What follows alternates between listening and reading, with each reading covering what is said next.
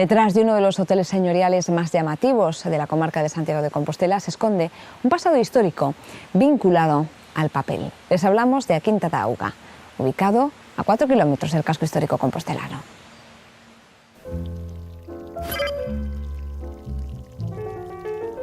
Hoy es un hotel de lujo, pero hace más de 2 siglos fue una pujante fábrica de papel.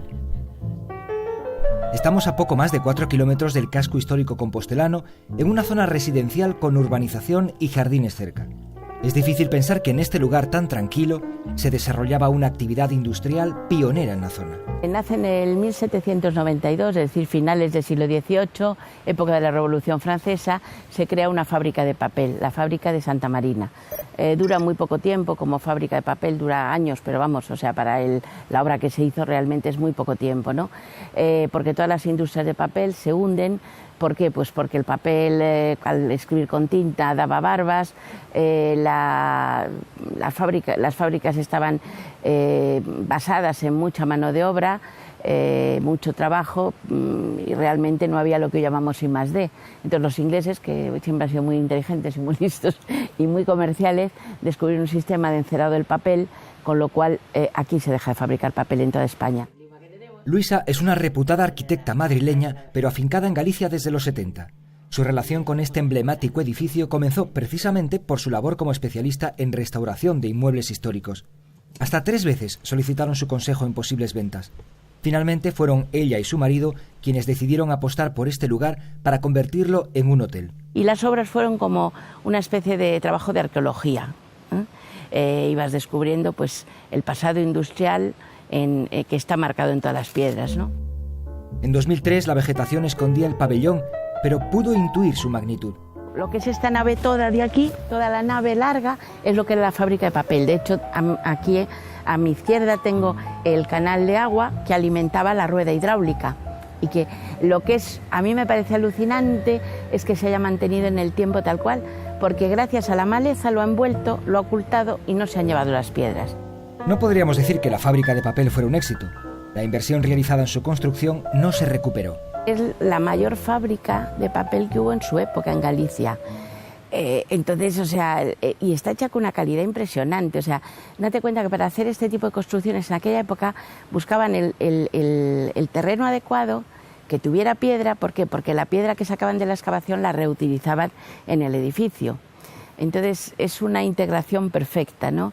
Y realmente hacer semejante obra, o sea, la fábrica tiene 11 metros de ancho por 50 de largo, tiene 5 plantas en la cabecera de la fábrica y siempre estaban, claro, al lado de un río, porque ellos sangraban a través de un canal del río para hacer la caída sobre la rueda hidráulica, ¿no?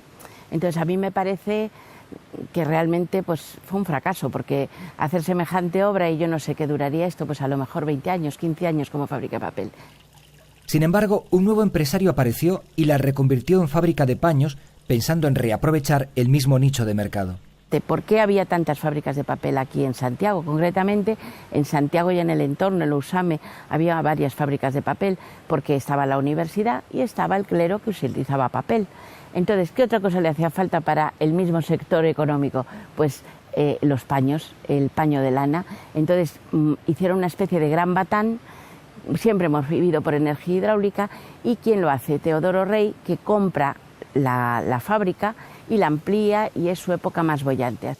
Es ahí cuando se produce una importante ampliación que incluye una pequeña central hidroeléctrica para aprovechar la potencia del agua. La fábrica de papel original era una nave de 50 metros de largo y él hace 2 alas a los lados en forma de L, y hace vivienda, oficina de la empresa y todo, y es la época más boyante. A mí lo que me parece impresionante es que en una plumilla tan pequeña se ve perfectamente el edificio y identificas perfectamente todos los elementos que componen hoy en día la fábrica.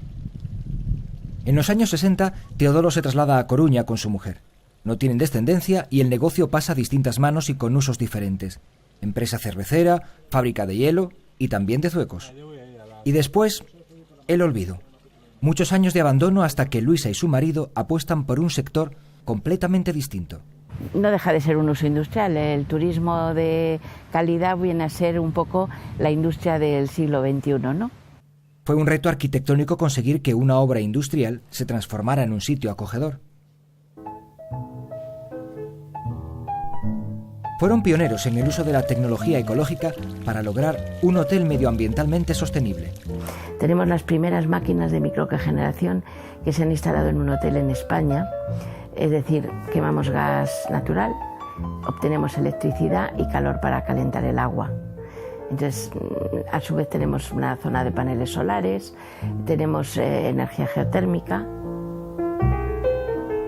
Hoy, A Quinta da Auga es un hotel con 59 habitaciones, spa en el antiguo almacén, grandes zonas verdes y la categoría exclusiva de Relais Chateau.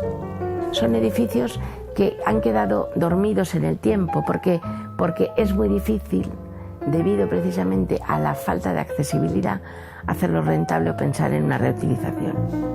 Si como fábrica de papel no tuvo permanencia, no se puede negar que esta finca ha sabido sobrevivir al paso del tiempo con mucha dignidad y éxito en su misión actual.